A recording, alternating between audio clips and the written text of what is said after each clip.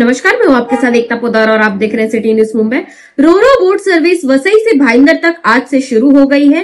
अब वसई से भाईंदर जाना होगा आसान।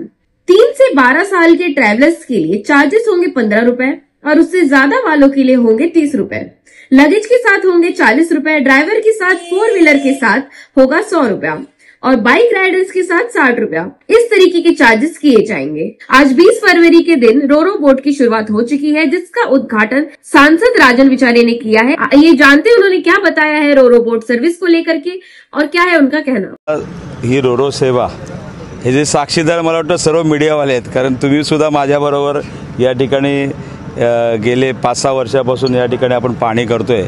2014ला जेव्हा मी खासदार म्हणून निवडून आल्यानंतर ही संबंध वाहतूक कोंडी लक्षात घेता आज या ठिकाणी आपण वॉटरवेज असायला पाहिजे आणि म्हणून आपण एक प्रेझेंटेशन महापालिका आयुक्त जयस्वाल साहेब यांच्या माध्यमातून त्या ठिकाणी आदरणीय केंद्रीय मंत्री त्यावेळचे गडकरी साहेब यांच्याकडे आम्ही संपूर्ण 5 महापालिका वसई, मीरा भाईंदर, ठाणे, कल्याण डोंबिवली आणि या सर्व महापालिकेला अनुसरून या ठिकाणी कशा पद्धतीने ह्याचं प्रेझेंटेशन त्या ठिकाणी आम्ही सादर केलं आणि गडकरी साहेबांनी मला वाटतं त्या संबंध प्रेझेंटेशन बघितल्यानंतर त्यांनी आम्हाला त्यावेळेला सांगितलं की या सर्व काम तुमचं आम्ही घेऊ, कारण या वॉटरवेज तयार करण्याचं काम मला वाटतं आम्ही सर्व देशामध्ये घेतोय आणि हे सुद्धा तुमची मंजूर करू। आणि मग त्यावेळेला या सर्व जेटी मंजूर केल्या।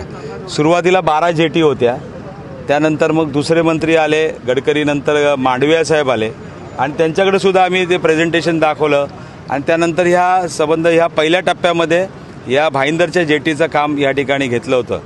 परंतु हे काम करत असताना मला वाटतं भाईंदरची जेटी CRZ आणि इतर सर्व परमिशन आपल्याला मिळाल्या, परंतु वसईची जी जेटी त्या ठिकाणी होणार होती त्या ठिकाणी भरपूर अशा अडचणी होत्या। त्यामध्ये CRZची अडचण होती, ती परमिशन देत नव्हते कारण ती साईड चुकीची होती आणि म्हणून मग त्यावेळेला आपण त्या ह्याची मागणी केली त्यावेळेला की ही साईड चेंज करून द्या आणि त्यावेळेला आपण ती साईड चेंज केली। त्यानंतर परत एकदा परमिशन CRZची आपण घेतली आणि ते काम सुरू व्हायला जवळजवळ 2-2.5 वर्ष लागले, तोपर्यंत ही भाईंदरची जेटी त्या ठिकाणी तयार झाली होती।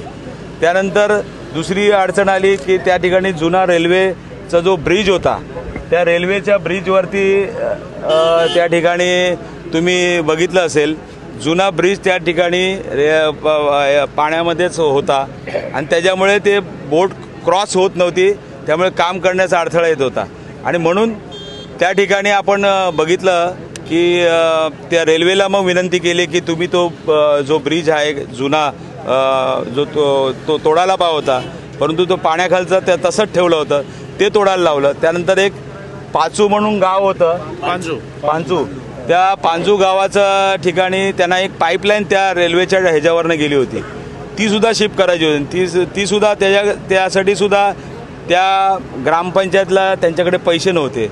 मग त्यावेळेला आपण ते BMCला सांगून त्या ठिकाणी ती लाईन शिफ्ट करून घेतली आणि अशा पद्धतीने अनेक अडथळे या ठिकाणी 7 ते 8 वर्षामध्ये आले, परंतु सर्व अडथळे पार करून मला वाटतं मागच्याच 15 दिवसापूर्वी आपण इथे मीडियासकट या ठिकाणी व्हिजिट केली होती आणि ते सर्व काम पूर्ण झालं आणि त्यानंतर आपण त्यांना सांगितलं की बाबा आता तुम्हाला हे काम पूर्ण झालेलं आहे, आता तरी कमीत कमी याचं लोकार्पण करा।